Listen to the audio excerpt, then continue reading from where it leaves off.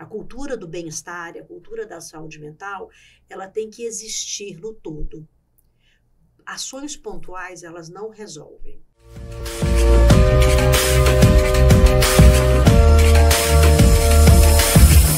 Bem-vindos e bem-vindas a mais um episódio do Cara e Coragem Podcast. Eu sou a Fernanda Sack, criadora e fundadora desse canal, e para você que é novato, eu já recomendo, faça sua inscrição aqui no canal, compartilhe, porque a cada episódio o nosso grande objetivo é trazer insights sobre o mundo corporativo. Eu vivo esse mundo, então sei bem o que pode provocar, o que pode gerar qualquer inquietude em você, mas não só em você. Seu colega de trabalho, para alguém da sua família, para aquela pessoa talvez que você nem goste tanto, acho que tem recado para ela também. Então compartilhe esse episódio.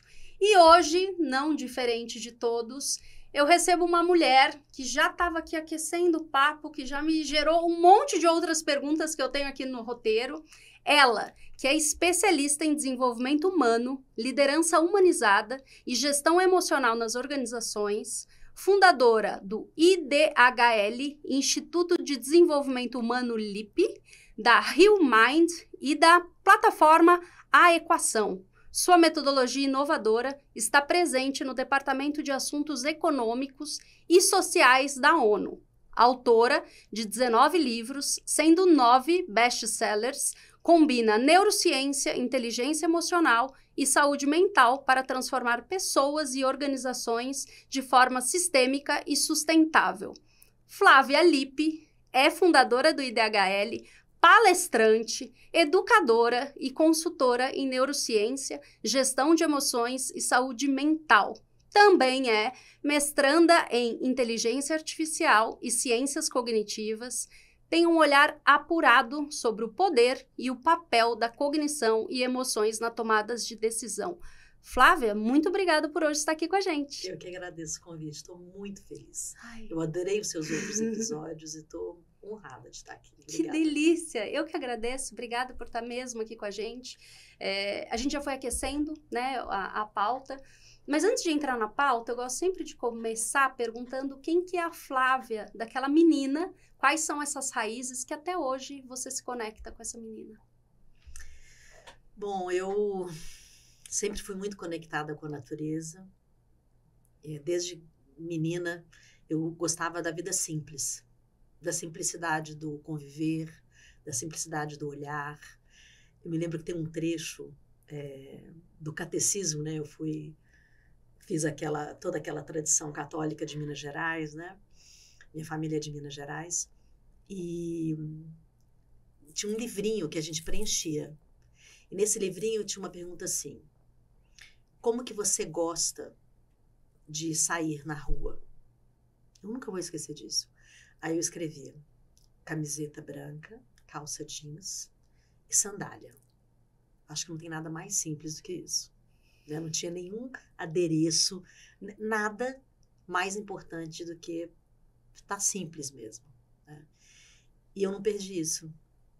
Desde todas as oportunidades que eu tive na vida, mesmo quando eu tinha um reconhecimento de mídia muito grande na década de 80 e 90, né?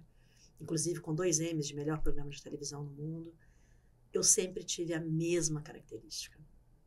Não teve dinheiro, não teve fama, não teve reconhecimento que mudasse a minha raiz e a minha essência. Conviver com pessoas de forma simples é o que mais me faz aprofundar na vida. E eu aprendi isso com a minha mãe, que meu pai também, eles têm essa característica, né? Então, eu trago da minha infância essa raiz. E esse programa hoje vai ser uma homenagem à minha mãe, que eu perdi muito recentemente. Tem 4 meses que eu perdi minha mãe, então esse programa é para ela. Que linda! Eu vi quase todos os seus vídeos, sabe, Flávia? E aí foi muito difícil, porque a gente começou aqui elaborando para falar sobre uma pauta, mas existem tantas, então eu vou me concentrar aqui para minimamente deixar o papo fluir, porque tem, assim, acho que um repertório tão grande de te ouvir, de saber da sua trajetória, de saber da sua construção, de saber quem são as pessoas que estão ao redor de você, são pessoas que me inspiram muito, então acho que esse papo vai ser pouco, né, para a gente conseguir falar sobre tudo. Mas eu queria, primeiro porque eu aprendi com você, então queria trazer o nosso papo central, que é falar sobre pausa na carreira, que eu falava pausa da carreira. O que é essa tal pausa na carreira? Eu brinquei quando a gente estava conversando que existe uma diferença muito grande do dá para o na, né? A pausa da carreira é você parar a sua carreira por um tempo para tomar uma decisão. É como se fosse um sabático? Ou um sabático. Tá bom. Ou uma transição de carreira. Tá bom. Né? A pausa na carreira, você não para com ela. Dentro dela, você descobre espaços de oxigênio, onde você dá pequenas pausas e você continua o fluxo da sua vida, sem abrir mão da sua carreira. Sem abrir mão daquilo que você construiu como o seu legado. A carreira, ela não é linear. Sim. E as pausas fazem essas ondas serem mais suaves, mais profundas, até mais autoconscientes. Então, a pausa na carreira é a continuidade. E a pausa da carreira é parar com a sua carreira. É mudar de rumo. E a pausa na carreira, você pode até mudar o rumo na carreira, mas não da sua vida. E aí eu fico aqui pensando na realidade. Então, o público de liderança, né, que por diferentes motivos, e a gente provavelmente a gente vai aprofundar, mas nesse público que há anos está dentro de um ambiente corporativo, qual que é a importância de se ter essa pausa? E como que essa pessoa consegue, de fato, viver uma pausa na carreira? Existem muitas maneiras da gente transformar a carreira da gente num local de aprendizado, principalmente quando você é líder, né? Ser líder, ele é uma missão, né? É um serviço, é um ofício. Eu tive uma experiência muito linda no Panamá de mergulhar à noite. Né? Depois, sempre que eu trabalho, eu faço a minha pausa. Tá bom. Então, eu viajo muito. Então, às vezes eu trabalho 3 dias e depois fico 2 dias ou 3 dias de folga no local que eu estiver para conhecer a cultura local, para descansar do trabalho que eu fiz, voltar com calma para minha casa, no Brasil ou fora do Brasil. Eu sempre faço isso. Eu sempre faço essa pausa. E nessa oportunidade, eu resolvi mergulhar no escuro, fazer os mergulhos noturnos, né, no Panamá. Eu estava numa ilha muito bonita, assim, no arquipélago, né, cheio de ilhas lindas, e a gente foi fazer um mergulho onde a gente veria os plânctons, né? Os plânctons são aquelas luzinhas que brilham à noite. E aí eu fui descobrir nessa viagem que existem 3 tipos de plânctons, que eu comparo com os 3 tipos de liderança. As lideranças, inclusive, que a gente pode olhar a partir dessas pausas. Tem um tipo de plâncton que na hora que você bate assim na água, você já enxerga aquele monte de luzinha. Rapidamente. Você faz assim e você enxerga aquele monte de luzinha. Tem um outro tipo de plâncton que você tem que mudar de lugar e você só enxerga se tiver uma vibração debaixo d'água. Ou uma freada do barco, ou um motor funcionando, ou uma música muito alta. E o brilho é completamente diferente, mas ele está mais submerso. E tem um outro tipo de plâncton que você só vê se você mergulhar na água. E aí, quando você mergulha, você consegue ver esse plâncton e os outros, que você olha para cima e você vê. E você vê o céu também. Então, você acha que você está no universo. Sim. Porque é uma das coisas mais lindas que eu já vi na minha vida. Esse tipo de plâncton é um tipo de líder também. E a gente só descobre esse líder mais profundo se você conseguir pausar. Você não tem como descobrir o brilho de uma liderança falando o tempo inteiro. Sem ouvir inclusive você mesmo.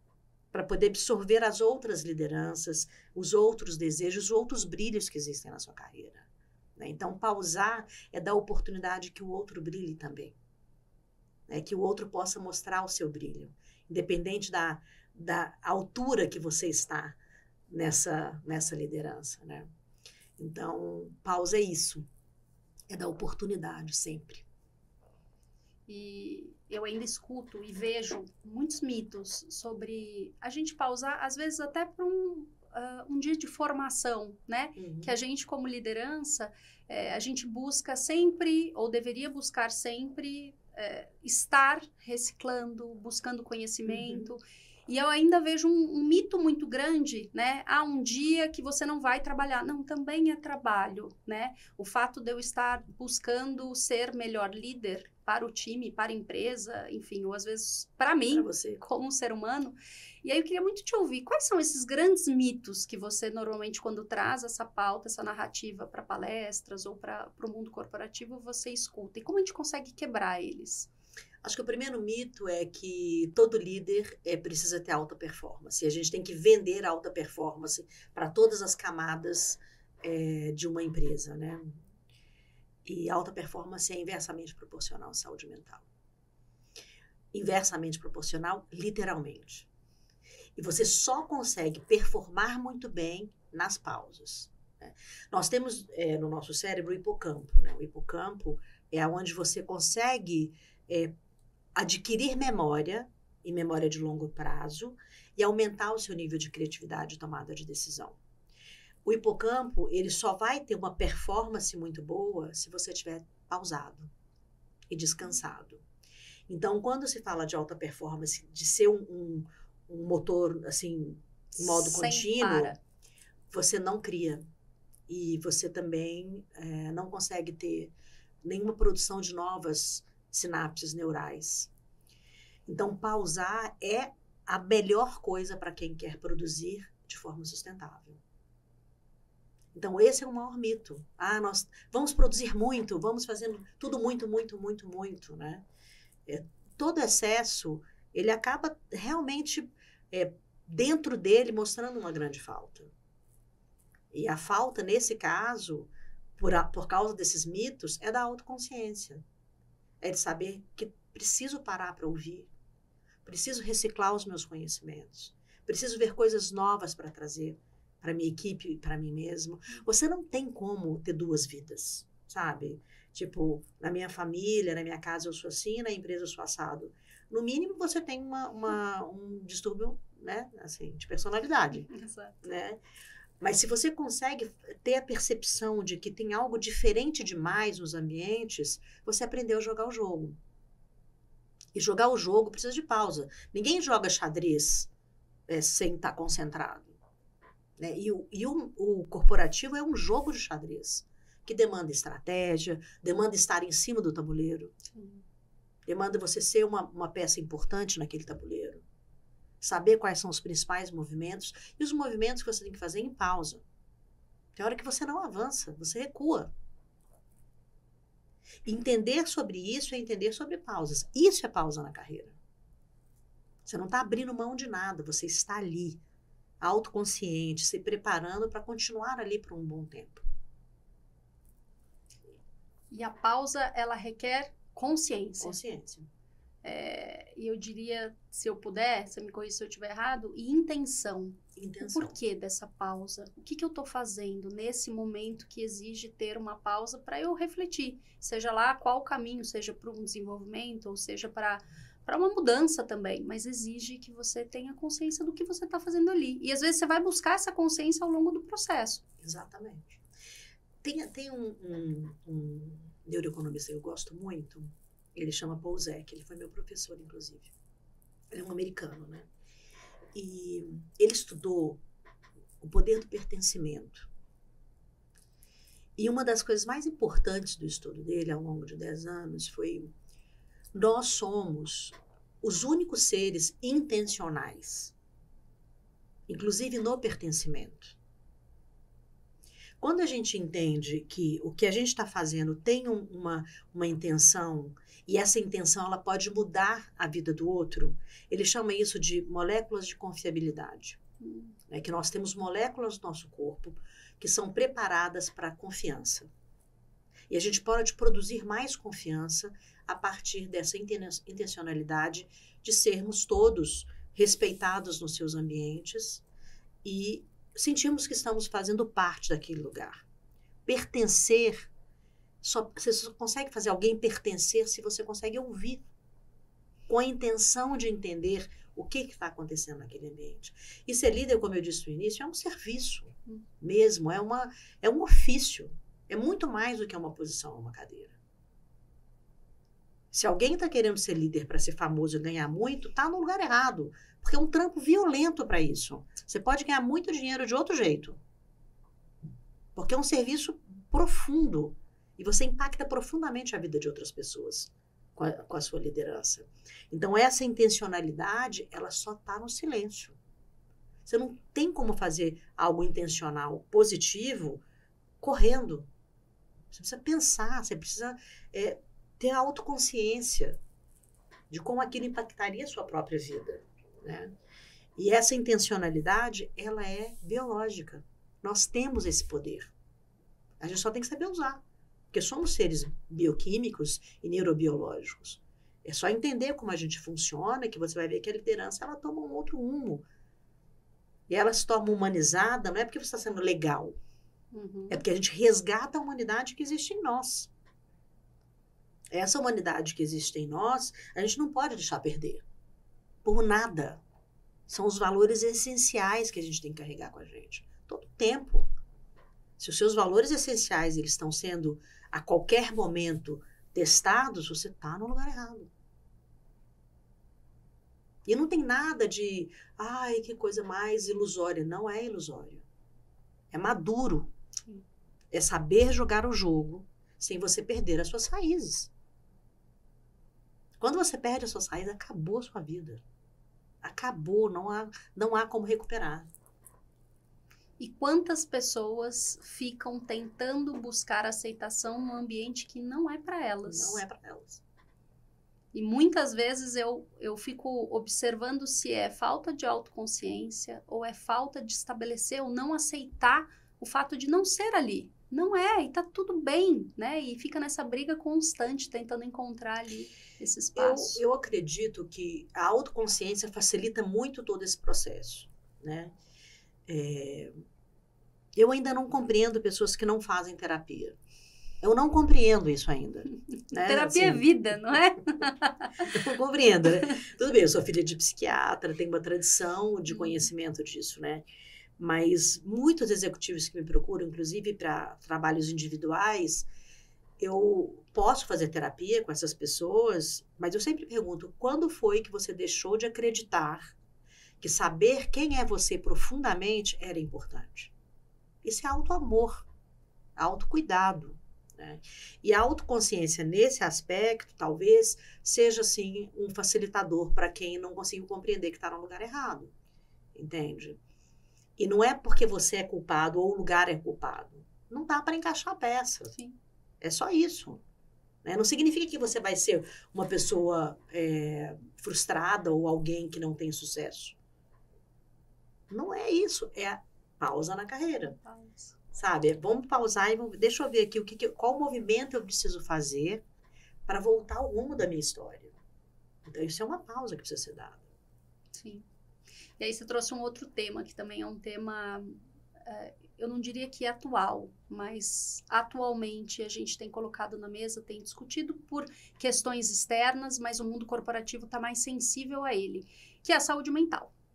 E eu costumo dizer que se a nossa liderança não estiver bem consigo mesmo, para conseguir estar bem, para olhar os colaboradores, ali está dito já o fracasso. Mas queria muito te ouvir. A saúde mental, como que você tem observado no mundo corporativo? Bom, nós perdemos $1 trilhão por ano por falta de saúde mental. Isso já é um dado alarmante, em termos econômicos, né? O Brasil teve o seu maior índice de afastamento por saúde mental em 2024. Foi, assim... 2021 foi bastante grave, agora 2024 foi um dos maiores índices, né? Pra você ter uma ideia, na América Latina, dos 21 países, 17 deles investem só 2% de todo o seu volume de dinheiro, né, de investimentos em saúde mental da população. 2%? 2%. Então, eu tô falando de América Latina porque nós estamos aqui, tá? Mas eu tenho dados do mundo inteiro. E aí você começa a trazer isso para dentro do Brasil e as pessoas sempre me perguntam, por que você acha que as pessoas estão tão doentes? O problema é do trabalho? Não necessariamente. Dependendo de onde você está, o trabalho, inclusive, é uma proteção à saúde mental. Se você estiver num lugar onde tem pertencimento, se você estiver num lugar onde você é respeitado, se você estiver num lugar onde você é reconhecido financeiramente. O trabalho, ele é um protetor da saúde mental, pelas nossas convivências, inclusive. Mas o que a gente tem visto é, inclusive, uma mistura, né? Da onde vem essa dor. Como a gente estava falando agora no início, você não tem o cara de fora e o cara de dentro. Você é uma pessoa só, única. Então, se você não consegue fazer, olhar a sua vida como um todo e saber qual parte da sua vida você está precisando melhorar, para você, não é para os outros, você vai entrar em quadros depressivos. 1 a cada 5 homens terão quadros de depressão.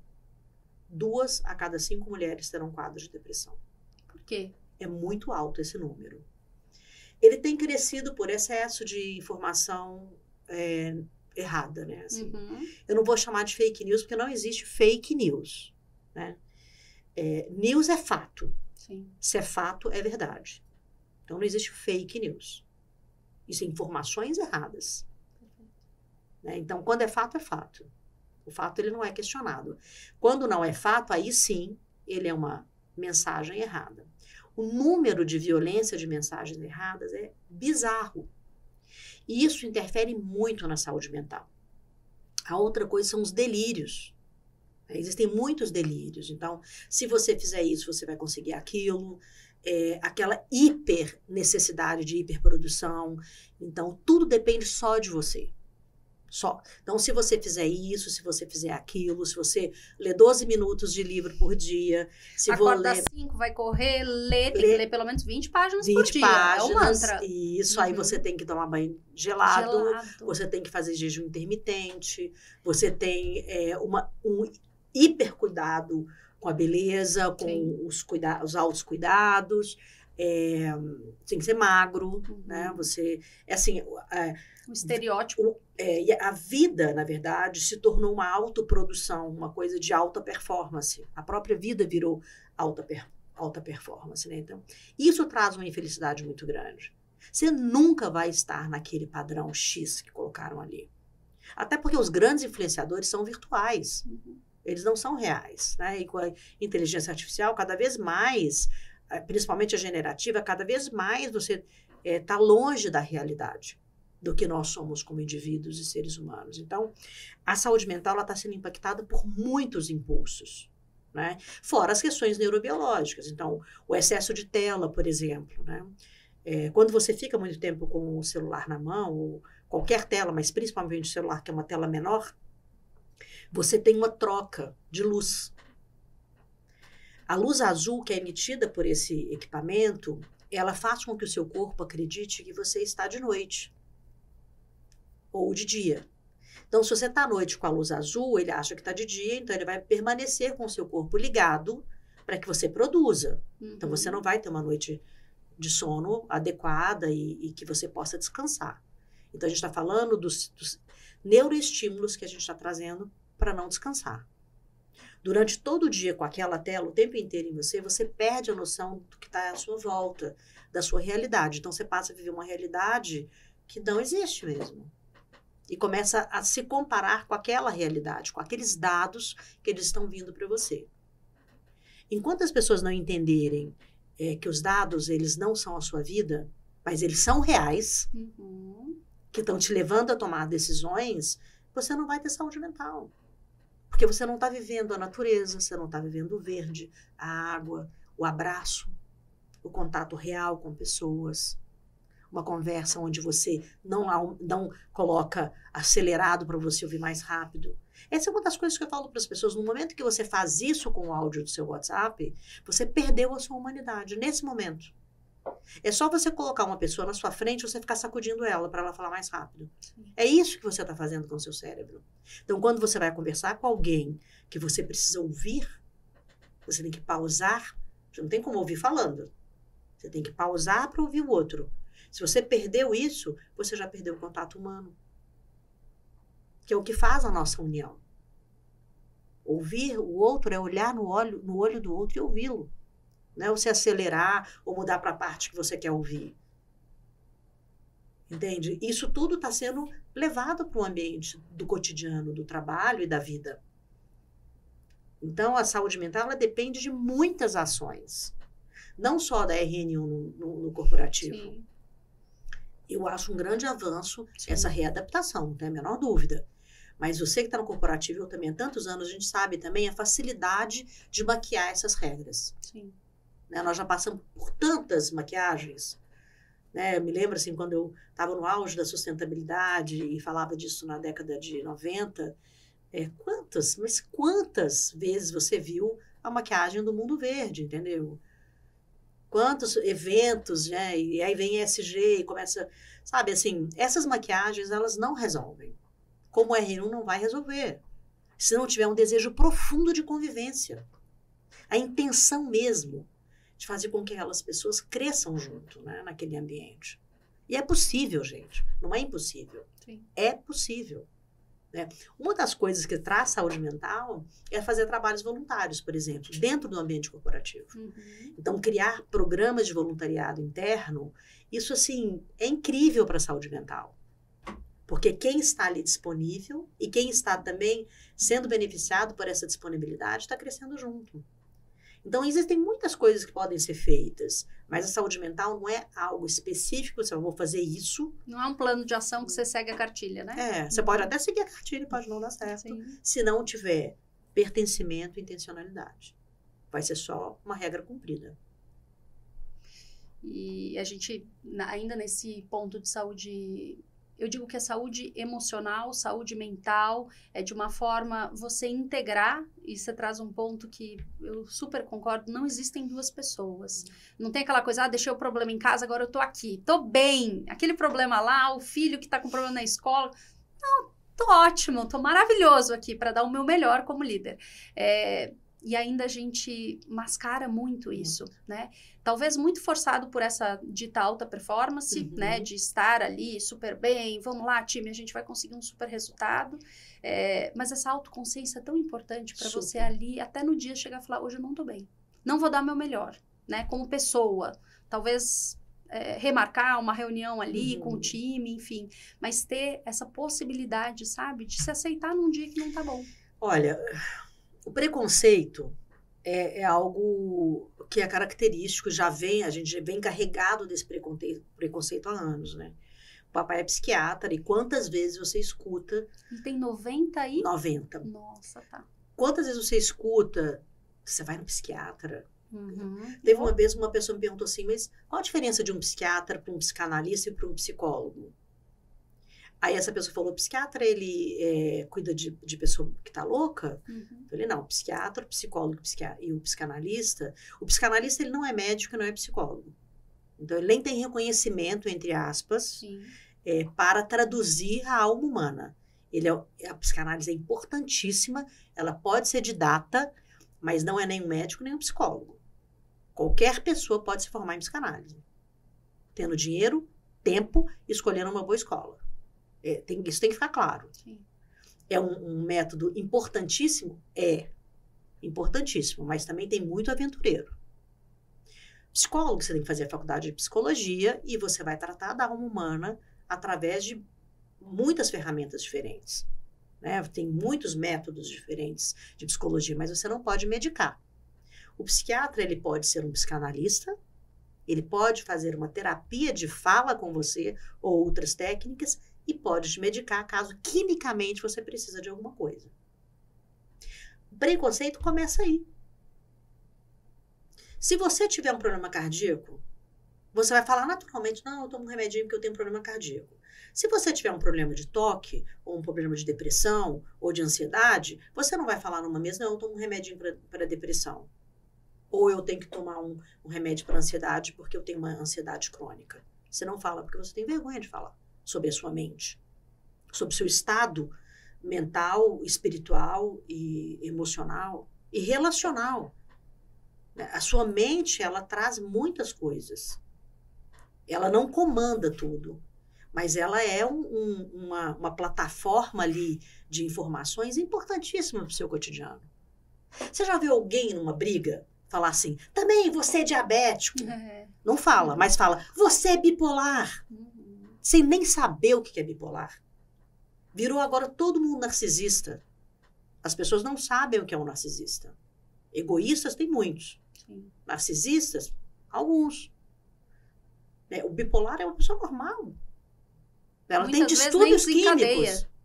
Nem desencadeia. Então, assim, quando a agressão à saúde mental tornou um xingamento, a gente explicou o preconceito dentro dos ambientes corporativos. Então, se você tem que fazer uma receita, por exemplo, ou dar um recibo na clínica, né? Tantos anos eu e o papai trabalhando juntos, precisava pensar muito bem que tipo de número a gente ia colocar ali para não impactar no RH a doença mental que aquela pessoa tinha. Isso é bizarro. Hoje isso vai melhorar? Sim, porque as pessoas estão adoecendo. Elas estão saindo das empresas porque estão doentes, elas estão em casa, elas estão com afastamento. Então isso vai diminuir, obviamente. Não tem como se esconder com um número tão grande de afastamentos. Mas ainda assim existe o preconceito da doença mental. E quando a gente fala de saúde mental, Flávia, eu vejo muito uma dificuldade. E aí eu vou nichar para a liderança, mas eu entendo que seja algo massivo dentro do mundo corporativo, da gente saber o momento de pedir ajuda. A gente demora muito tempo. E aí eu fico pensando, a não aceitação, o medo de como a empresa vai lidar, ou às vezes é o nosso próprio preconceito em que o outro possa achar que eu estou mentindo. O que você vê com relação a essa pauta? Eu vejo essas três, você descreveu exatamente como né? Não tem nada a acrescentar. Exatamente isso, né? A autoconsciência, né? E quando você pergunta de raízes, está aí uma coisa que se você não perde os seus valores essenciais, você não perde a raiz, você não perde o auto-amor. Entende? O medo de perder o objeto, né? O medo de perder a posição, o dinheiro. Claro, gente, se você tem filhos, família, ou Sim. mesmo que seja sozinho, né? Você tem uma estrutura financeira que você está contando com ela. Né? O medo de perder o que você construiu é maior do que o auto-amor. Isso não pode ser. Verdade. Isso, aliás, é o primeiro passo para o fracasso. Né? Assim, você deixou de se amar e você está permitindo tantas coisas para o quê exatamente? Eu sempre falo, as pessoas falam, mas eu estou acabado. Olha, todo final de história é igual. A gente morre. Essa é a única realidade. O fim dessa história, a gente morre. Agora, como você vai viver a vida, depende de todas essas decisões para um final que é certo. E quando você não se ama, quando você não tem esse respeito, você tem preconceito em se tratar, você acha que você consegue, né? Eu sempre falo, gente, mulher forte hoje, mulher doente amanhã. Entende? Não tem mágica. Você vai tampando, uma hora você vai estourar. Não só mulher, homens também, né? E depressão em homem, ela é muito pior, mais difícil de sair da depressão. Justamente porque tem preconceito, tem que esconder. Então, quando a gente vê a saúde mental na liderança e vê que existe um próprio preconceito e esse medo, cabe aí, sim, eu acho que aí cabe à empresa a desmitificar o problema da saúde mental. Todo mundo pode ter, inclusive o presidente.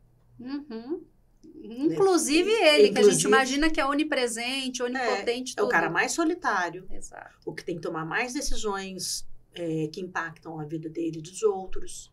É o que menos dorme. Sim. Ele está cuidando de todas as famílias que estão ali. Se ele é um cara responsável, ele está olhando por todos. Né? Eu sempre repito, gente, liderança é ofício. Não é poder. O poder, ele vem junto e você tem que saber jogar esse jogo. Mas se você não tem isso como ofício, se você não tem isso com amor, difícil, viu? Muito difícil. E você é muito solitário nos cargos de poder. Então, isso eu acho que é um papel da empresa, entende? Assim, vamos olhar para tudo isso com abertura. todos nós temos o direito de adoecer. Não só da perna quebrada, mas de uma depressão, de uma ansiedade, de algo que impacte. E pensando em prevenção, então, hoje, padrões calendários, né, daquelas datas. Então, esse mês a gente vai falar sobre saúde mental, esse aqui a gente vai falar do Dia da Mulher, esse a gente vai falar do combate ao suicídio e assim vai. O que você tem visto de ações concretas que as empresas têm feito para prevenir e conseguir trazer essa pauta de uma forma muito mais genuína, mais intencional com a companhia? Eu acho complexo, assim. Eu não vou dizer que não tem sido feito nada, porque eu estou há 35 anos fazendo consultoria em saúde mental nas empresas, e eu acho que existe uma evolução. E a RN1 também traz um alerta, né? Mas as pautas plantadas, elas não são perenes, sabe? Elas são alertas mesmo, né? É preciso criar rodas de conversa. É preciso incentivar a terapia. E não é a terapia só de um aplicativo, entende? Uhum. É muito difícil uma pessoa se abrir internamente, no RH ou, né, com um psicólogo interno. Porque o medo disso vazar é maior do que a necessidade. Então, tem que ser um incentivo que essa pessoa possa fazer isso fora, sem nenhum impacto na carreira dela mesmo, e que ela tenha essa liberdade de escolher um terapeuta, mas ser incentivado para isso, sabe? Que isso faça parte do cotidiano. Alguém não vai poder numa reunião às 10 horas da manhã porque o terapeuta só pode atender esse horário. Assim, eu sei que parece muito ilusório, mas quando isso passa a ser cultura, a cultura do bem-estar, a cultura da saúde mental, ela tem que existir no todo. Ações pontuais, elas não resolvem. Quando eu criei o Remind, inclusive, a minha ideia principal foi isso. Conta um pouco do Remind. A Remind, ela é uma health tech, né? A gente usa tecnologia para isso. E a ideia é estar dentro da empresa o tempo inteiro, com neurofeedback e outras ferramentas, né? Nós temos essa bolha que a pessoa entra dentro e ela transforma aquilo num local seguro. Como se fosse uma sala de repouso, etc. Só que ela é totalmente tecnológica e voltada para a recuperação dos nossos hipocampos, dos nossos neurônios e tudo. Mas como uma forma ali de prevenção e até tratamento, porque se você faz todo dia, você está fazendo um tratamento mesmo de recuperação do seu hipocampo, né? Então, isso, por exemplo, é perene, porque independe, você não precisa nem sair da empresa para fazer isso, você está lá, depende da empresa ter disponibilidade de você utilizar esse equipamento. Porque ações pontuais, elas trazem aquela emoção, sabe? Sim, do novo, né? Do novo, né? Isso é gostoso. É super legal, né? É muito legal ter palestras motivadoras, mas é muito importante que a gente tenha falas que a pessoa vai conseguir construir para ela, na casa dela, no dia a dia dela, uma melhora em todos os seus relacionamentos. Né? A saúde mental depende de bons relacionamentos. Nós somos seres sociais. Né? Muito da busca pelas redes sociais e por essa interação digital é a necessidade de socializar e de pertencer. Por isso existem bolhas de pertencimento, né? Onde você acredita em fulano, beltrano, nessa coisa, naquela outra coisa, né? Você procura grupos que acreditem na mesma coisa que você precisa ser aceito. Sim. Você precisa pertencer. Então, quando a gente trabalha a cultura da saúde mental, a gente trabalha pertencimento. E pertencimento significa que todos nós podemos adoecer ou todos nós podemos ser saudáveis. Então, eu diria que é trabalhar a cultura da saúde mental. Não são ações espaçadas, né? É a cultura mesmo de que vamos fazer terapia, temos que ter rodas de conversa, temos que fazer simulações de conversas positivas, temos que ter inteligência emocional nas nossas conversas, é cultura. E não é a cultura também da bronca, sabe? E da cobrança jurídica. Sim. Você pode ser processado se você fizer isso. Cara, isso não muda a cultura. Entendeu? Não Sistema muda a de punição, né? não muda. Nada. Mas o sistema de reconhecimento, sim. Você viu como ficou muito melhor o seu relacionamento com as pessoas quando você deixou de fazer isso e passou a fazer aquilo. Né? Então, mostrar essa transformação das relações, isso é perene. Isso é perene. Entende? Então, eu acredito sim que a RN1 vem para ajudar numa proposta grande de trazer essa questão socioemocional e todas as pautas que precisam ser levadas, mas sozinho isso também não vai resolver. Só vai ser multa, enfim. Nossa, a gente não pode ter essa multa esse ano de novo. Sim. Mas isso não resolveu a vida de ninguém, entendeu? A gente olha dentro do mundo corporativo nos processos, quando na verdade a gente deveria estar olhando nos humanos. Exatamente. Ao invés de mudar ou desviar a atenção para o que realmente é prioritário, é a gente se atentar ao que é a maior valia que tem dentro da empresa, que são essas pessoas. É ouvi-las, né? Dar um espaço seguro, um espaço que possa gerar, porque eu também entendo a dificuldade de confiar, né, nas principais áreas que conduzem essa agenda. Né? Claro. Também não quero ser aqui É dificílimo mesmo. Exato. É difícil. Né? A depender da pauta que você traz, enfim. Quem é que vai assumir que cometeu suicídio, gente? Se ele cometeu suicídio... Eu ouvi outro dia de um psiquiatra, que é um grande amigo meu, nós trabalhamos juntos também, uma pessoa que eu admiro profundamente, ele tem 87 anos, também trabalha ainda, o Dr. Walter. A gente conversando... Ele falou, existe uma grande diferença entre a eutanásia e o suicídio. A eutanásia, você não está culpando ninguém, é uma escolha. O suicídio, você está culpando alguém. Ou um mundo, um fato. Então, quem está ali, né, com esse sofrimento profundo, ele não tem coragem de assumir. É profundo, é uma dor assim, gente...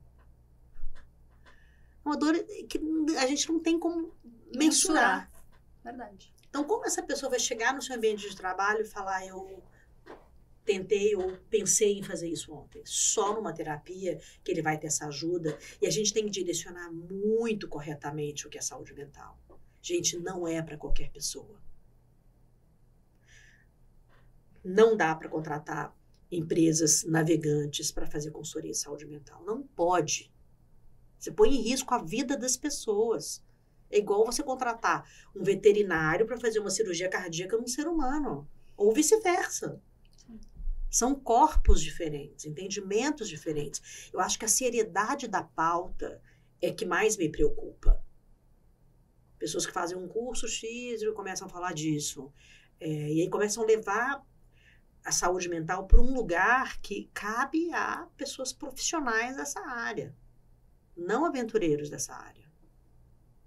E isso é muito preocupante no corporativo, porque é muito mais barato. Opa! Uhum. É muito mais barato você pagar um aplicativo ou pagar pessoas que te prometem algumas coisas, mas que não vão realmente te ajudar a transformar aquela cultura.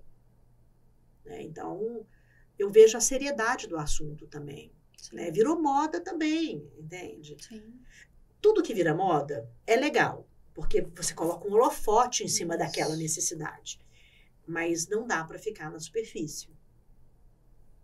É que é quase mexer numa ferida que estava cicatrizando, ou ela está exposta, e você escancara e fala tchau, e vai embora. É isso. E aí quem tá, que aí normalmente é a área de gente e gestão, área de cultura, enfim, você não está preparada para lidar com aquilo, se não tem um mecanismo ali para conduzir, e agora? O que eu faço? E não sabe o que fazer. E aí fica aquela ferida exposta, aquela pessoa que foi mexida e não sabe qual caminho seguir. E tem muitos eventos que fazem isso, sabe? Sim. Muitos eventos de alto impacto, de motivação, não sei o quê, e que mexem com uma raiz profunda daquela pessoa. Sim. E ela depois não tem como lidar com aquela realidade que apareceu ali. A gente tem que tomar muito cuidado. Muito cuidado. Então, acho que é uma questão também de direcionar corretamente essa pauta, sabe?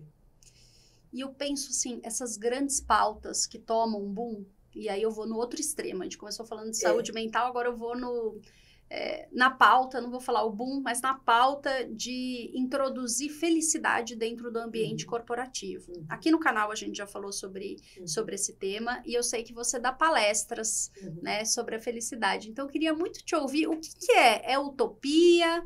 É possível? O que você tem visto com relação à pauta? A gente tem até uma pós-graduação em felicidade no trabalho. Tá bom. Que é bem legal, assim. A vida é uma utopia, né? Na verdade. E é um presente ela ser uma utopia, porque a gente fica acreditando num monte de coisa. A gente falou um pouco sobre isso em off, né? Que a vida vive e desvive toda hora. Sim. E falar das dores também trazem felicidade, por incrível que pareça. Eu tô aqui com você hoje absolutamente destruída por dentro. Eu acabei de perder minha mãe. Né? Então, a pessoa mais importante na minha vida. Não tem nada mais importante do que mãe. Mas eu sou uma pessoa feliz. Então, a dor não impediu que eu continuasse vivendo. Estou vivendo com dificuldade, estou vivendo com saudade. Tem dia que eu não quero fazer nada e não faço. Tem dia que eu quero ficar só lembrando dela. Mas isso não impede que eu enxergue a vida como ela é. E as felicidades que a vida pode me dar. Então, eu não acredito na felicidade no trabalho. Eu acredito na felicidade e na não felicidade. Sim. Né? É possível levar o tema para o ambiente corporativo? É possível. Eu só não acho possível vender uma fórmula de felicidade. Você tem como mensurar. A partir do FIB, por exemplo. Né? Que quem não conhece é o Felicidade Interna Bruta, que foi criada no Butão, pelo rei do Butão. E a ONU adotou a felicidade interna bruta e passou a entrar dentro de mensuração em todos os países do mundo, além do PIB. Né? Quando o Kahneman descobriu o que trazia felicidade, que o dinheiro não trazia felicidade, também não estou fazendo aqui uma apologia à pobreza, óbvio que não. O dinheiro ele resolve muitas coisas, mas ele não compra felicidade de fato. Ele compra coisas, mas ele não compra felicidade. Né? Coisas que podem te dar felicidade momentânea. E a felicidade momentânea, ela é momentânea. Né? Então, não tem como você ser feliz por causa disso. Né? Então, assim, quando a gente fala disso, a gente pode levar mensuração, pode saber o quanto de felicidade tem naquele local, o que está faltando. Mas, basicamente, o que traz infelicidade no trabalho é o não pertencimento. De novo, todos os pesquisadores que eu já estudei, todos os estudos científicos que eu já fiz, pós-graduação, mestrado, tudo que você puder imaginar, chega no mesmo ponto. Não tem pertencimento, não tem felicidade. Você pode colocar lá o Sage Office, você pode colocar um psicólogo de plantão 24 horas, se não tiver cultura e não tiver pertencimento, a cultura do pertencimento, a cultura da saúde mental, não tem felicidade, só porque você está fazendo um trabalho de felicidade. Entende? Então, assim, é possível, sempre é possível, se a gente falar de felicidade, do humano, não do lugar onde ele está inserido. Não existe felicidade num lugar. Existe num comportamento, existe no humano que existe em nós. Se você é uma pessoa infeliz na sua casa, você é infeliz no trabalho também. Então, existe todo um contexto para ser olhado, né? Normalmente eu pergunto assim para as empresas, qual é o país que você acredita que seja o país mais feliz do mundo? Qual que é o país mais feliz do mundo? Que você acha que é? O país mais feliz? É. Bom, eu diria que, em termos de felicidade, eu falaria o Brasil. Falaria o Brasil? Falaria o Brasil. Então, olha que interessante. Toda vez que eu pergunto, as pessoas falam Finlândia, Noruega, né? E falam Brasil no carnaval. Sempre me respondem.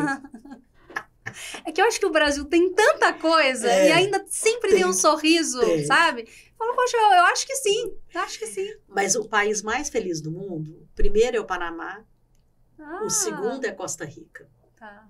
Por que o Panamá é o país mais feliz do mundo? Porque no contexto do FIB, com tudo aquilo que tem ali, o pertencimento e a cultura, ela é muito enraizada. Então, eles são muito felizes. O brasileiro, não. O brasileiro, ele busca a cultura americana e que abre mão da sua própria cultura. Ele levanta uma bandeira americana em prol de algum pensamento exótico, Sim. ou a bandeira brasileira na contramão do que seria o pertencimento. O Brasil é excludente. Ele é absolutamente polarizado. Ele não defende a própria cultura. Ele acha a cultura brasileira ruim. Ele se acha vira-lata e fica olhando as culturas todas, entende? Sim. Então, o país mais feliz do mundo é o Panamá nesse sentido, né? Então, a mesma coisa com as empresas. Quando a gente leva o FIB, por exemplo, para dentro de uma empresa, você tem ali os parâmetros que você vai olhar o nível de felicidade, mas só vai transformar aquele lugar num lugar saudável, com bem-estar, com saúde emocional, relacional, se houver pertencimento. Quando você tira diversidade, quando você tira equidade, quando você tira tudo que pode trazer o senso de pertencimento, você jamais vai ter felicidade naquele lugar. Pode fazer a belezura que você quiser, que você não vai conseguir. Porque não tem pertencimento. E não é uma pauta para defender posições ou categorias ou gêneros. Não é isso. É olhar a diversidade humana que tem no planeta. Independente de qualquer política que você acredite nela ou não.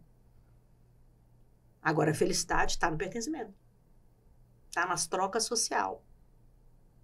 Está na inteligência relacional. Que a inteligência social, ela é a base de tudo que a gente faz. Por isso a gente corre toda hora para pertencer a um grupinho da internet, do WhatsApp. Aqueles grupos que você fala, agora achei meu canto. De repente você está piradaço ali e não está naquele lugar, né? Sim. Você está achando que estava e não está, entendeu? E eu fico tentando mesclar, então a gente fala de saúde mental, a gente fala de felicidade e de repente vem uma mestranda em inteligência artificial. Como que as coisas se conectam, Flávia? Eu assim, sempre fui muito tecnológica, né? E aí eu recebi esse convite, né? Para defender a minha tese em cima do que eu já faço. Tá bom. Né? Então, foi um presente mesmo, assim, né? Eu falei, eu já estudei tanto na vida, né? Assim, tantas pós-graduações, tantos estudos eu vi que você não tem TV há um tempão e que você lê muitos livros. Eu leio um livro por semana. E televisão eu não tenho desde 1992. Mesmo trabalhando na TV? Eu trabalhava sem ter televisão. Eu vivia lá no meu local de trabalho, porque eu tinha que editar, né? Então, eu ficava olhando os vídeos e as edições, as locuções, etc. Era o meu dia a dia, era o meu trabalho, era editar e aquela imagem. Mas na minha casa eu nunca tive televisão. Eu aprimorava a minha carreira dentro do meu trabalho, né? Eu não ficava me olhando depois, né? Até porque o depois eu já vi antes, né? Sim. Você tá vendo depois, eu tô vendo antes, né? Sim. Isso por várias, assim, eu sempre tive várias maneiras de ter autoconsciência e me tornar uma pessoa inteira, né? Eu não queria ser melhor. Eu sou o que eu sou, né? Eu espero ser uma pessoa boa, mas eu queria estar sempre inteira. Então, uma das minhas teorias sobre mim mesma é que se eu alimentasse o meu ego a ponto de ficar me olhando, eu não tinha espelhos em casa também. Hoje eu tenho um no banheiro, mas eu nunca tive espelho em casa também. No entanto, eu me arrumo em 15 minutos. Eu tomo um banho, eu faço minha maquiagem, troco de roupa, em 15 minutos eu tô pronta, sempre. Porque eu não perco tempo olhando o melhor lado, eu não perco esse tempo. E a televisão me ensinou isso. As pessoas viam aquela pessoa ali e construíam uma imagem sobre mim. Eu não. Aquele era o meu trabalho. Eu podia ser considerada bonita ou não, mas o que eu estava fazendo era mais importante do que eu estava mostrando como imagem. Então, inclusive, o cabelo sempre curto, né? Assim, fui diminuindo o máximo possível a questão do ego ser maior do que quem eu sou. Eu sempre quis que o amor fosse maior que o meu ego. Isso era uma estratégia para mim. Porque eu não caía no desejo de ficar me olhando. Sim. Deixa eu ver como é que eu tô no vídeo. Uhum. Deixa eu ver se meu ângulo tá bom. Entende? E Sim. o espelho é a mesma coisa. Né? Se eu ver se eu tô magra, gorda, bonita, enfim, sabe? Eu sei que parece, assim, muito exagerado, né? Mas foram as estratégias que eu fui criando para ser uma pessoa normal, Sim. uma pessoa sem... No entanto, ter sido famosa ou não nunca mudou a minha vida. Em nada. Nada. Eu entrei e saí desse lugar. O que era importante para mim era fazer um trabalho primoroso. Estudar muito, escrever muito bem. Escrever 20 livros, porque eu escrevo bem, eu sei que eu escrevo bem. Eu gosto de fazer isso. Eu gosto de escrever. Eu gosto de entender a alma humana. Né? Mas eu tenho best-seller porque foi bonito. Sim. Mas eu nunca escrevi para ter um best-seller. Né? Como eu nunca trabalhei na televisão para ser reconhecida na rua e dar um autógrafo. Entende? Sim. Então, isso também faz parte de você saber o que é o seu ofício como ser humano nessa vida. O meu ofício é amar o ser humano. Eu quero amar a partir do meu trabalho. Quando eu estudo o ser humano, eu não estudo o ser humano para julgar. Eu estudo para a gente se entender, para a gente ter melhores relações, para a gente ter melhores ideias sobre esse planeta. Né? Quando eu falava de sustentabilidade, imagina, 1990, ninguém falava desse assunto. Não é que eu queria ser a primeira, é porque eu achava necessário falar sobre o planeta. Falar da nossa vida, de como a gente seria daqui 10 anos, 20 anos. Eu penso a mesma coisa. Então, a inteligência artificial, ela entra nesse lugar. Né? Assim, nós vivemos com ela. Então, eu quero que ela seja para nós uma melhor ferramenta. Ela é perigosa, ela é amedrontadora, ela é real. Ela é inteligente, ela é real. Então, se eu conheço a nossa ciência cognitiva profundamente e as consequências disso no nosso dia a dia, eu estou apta para continuar no mundo. Com tudo que vier de novo. E todas as tecnologias que eu procurei desde quando eu editava um vídeo, enquanto as pessoas editavam num negocinho, eu já estava com a melhor edição, eu buscava o programa mais inovador, mais difícil de aprender, porque eu queria saber o que estava vindo. Então, a inteligência artificial com emoções e consciência cognitiva, com o meu trabalho, é para minimizar os danos que ela pode causar na nossa saúde mental. Por isso eu escolhi a inteligência artificial. Eu fico aqui bastante inquieta em pensar, Flávia, como você coordena o seu pensamento? Porque ele é um pensamento rápido. Como que você gerencia o que você pensa, gerencia a tua expectativa e, ao mesmo tempo, esses valores tão fortes? Como que você consegue doutrinar isso para que isso não seja algo que te prenda, muitas vezes, numa tomada de decisão? Como que você faz esse pensamento? Meditação. Né? Assim, mesmo agora, que é muito difícil, porque a dor, ela te leva para um outro lugar, né? Sim. Eu nunca tive vivido uma dor de luto, né? Assim como essa. Já perdi minha avó e tudo, mas perder mãe é um negócio, cara, eu não sei te explicar. Assim, eu me sinto órfã, completamente órfã. Assim, eu penso nela o tempo inteiro. Tempo inteiro. Então, é mais difícil meditar, né? Quando você está apegado à dor. Mas, por outro lado, também a meditação ajuda na dor também, né? Então, meditar é uma coisa. O meu trabalho digital é meu trabalho, né? Eu não me divirto com o digital. Então, eu não perco horas ali navegando, etc. Isso tira a minha atenção, é por isso que eu leio. Então, eu não tenho... Você vê que a primeira coisa que eu fiz quando cheguei aqui, eu desliguei o celular. Para mim, não faz a menor diferença. Né? O celular, para mim, ele é um meio de comunicação. Eu sou acessível, inclusive atendo o telefone, coisa que as pessoas não fazem mais. Mas eu mando nele, ele não manda em mim. Né? Isso também traz uma tranquilidade mental. Né? A pausa na tomada de decisão é isso. Né? Quando eu tenho que tomar uma decisão muito difícil e tudo, a primeira coisa que eu faço é parar. Eu paro, eu freio, eu respiro, eu uso a respiração como método mesmo de trazer mais oxigenação para o meu corpo. Né? Eu sou uma pessoa formada em breathwork, então eu faço os trabalhos de respiração muito profundos e trago essa consciência. Para mim, a mágica de viver sem expectativas é a consciência. Eu não posso fazer nada. Sinceramente, eu não tenho esse poder. Eu não posso pedir que você me escute, eu não posso pedir que você acredite em mim. Isso é expectativa. Eu vou entrar com o que eu tenho de melhor. Você vai receber o que você tem de melhor também. Entende? Então, eu vou te falar que eu não tenho grandes expectativas mesmo. Quando eu sou contratada para um trabalho, eu não vou para esse trabalho com expectativa que seja o melhor.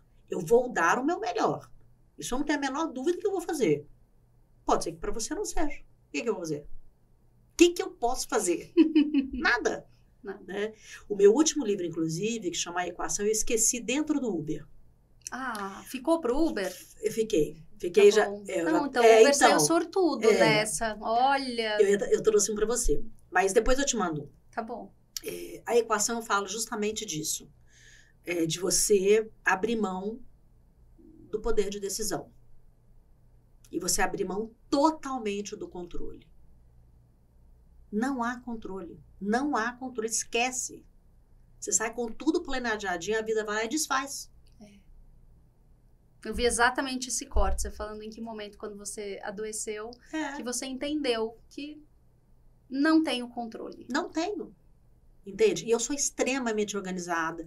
Dificilmente eu esqueço alguma coisa.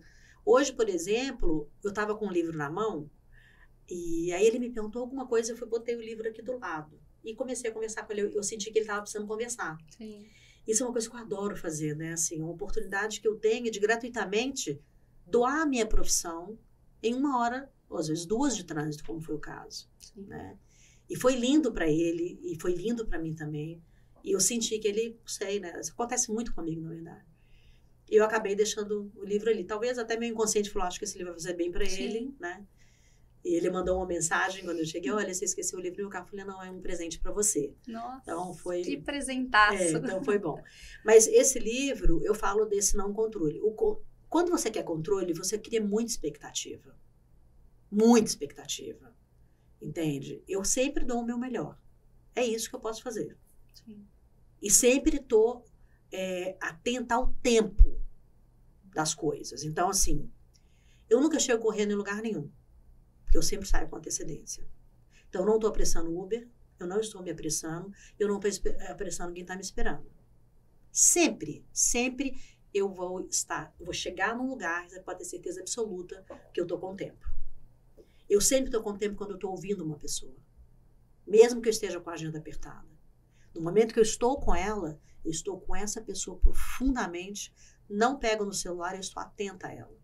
As minhas reuniões, elas são muito produtivas porque eu não interrompo. Eu estou com aquela pessoa que me convidou. Eu estou inteira para as relações humanas. Estou inteira para a vida. Agora, eu não posso esperar mais do que eu posso dar. Sim, né? sim. Então, as interações e esse pensamento, o pensamento ele não é rápido. Eu tenho muito conteúdo dentro de mim, porque eu leio muito, eu estudo muito. Então, o pensamento ele não é rápido. É o conteúdo que está aqui, que às vezes, se eu estou com uma pessoa interessada, inteligente, que tem assuntos profundos, esse conteúdo vai sair com naturalidade, né? Agora, eu não sou muito boa de conversas rasas. Não sou. Não te chamem para isso. Eu fico meio abestalhada, tipo, acho que eu não tô entendendo o que a pessoa tá fazendo.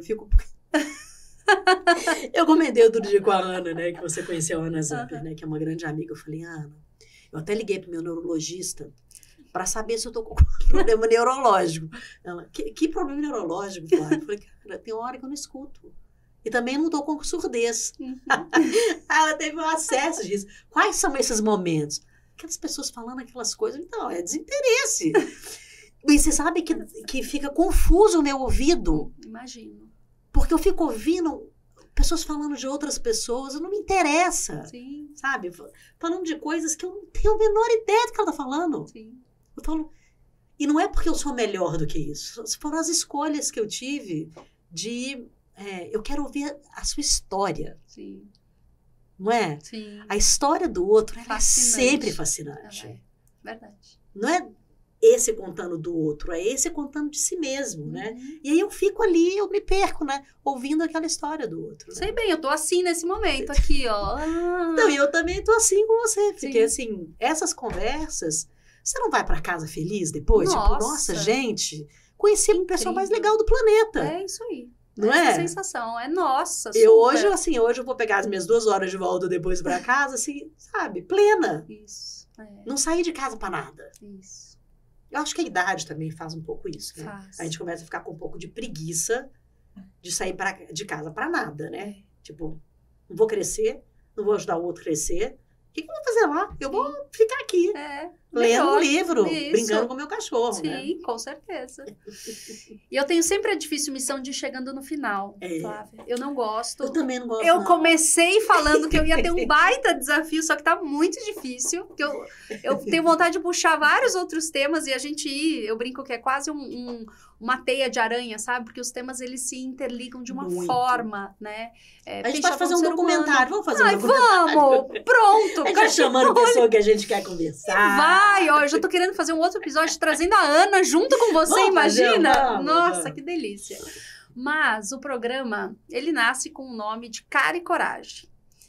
Como eu já adiantei, eu te stalkeei. E eu sei que em um dos vídeos fizeram acho que quase que um popurrí de uma parte da trajetória profissional, e aí uma das palavras que te identificava ali era como uma mulher corajosa. E eu entendo agora aqui, te ouvindo, eu entendo por quê. E aí eu sempre peço para quem está aqui, seja um exemplo, seja algo que pode gerar um insight para quem está nos ouvindo. De onde vem essa coragem de ser tão autêntica, de possuir tantas raízes fortes e que te faz, obviamente, chegar num patamar que você está hoje? Eu acho que é amor. Permita ser amado, sabe? Sim. Amar e ser amado. Não tenha medo de deixar os pratinhos caírem. Eles vão cair. Não tenha medo, sabe? Acho que a coragem está nisso.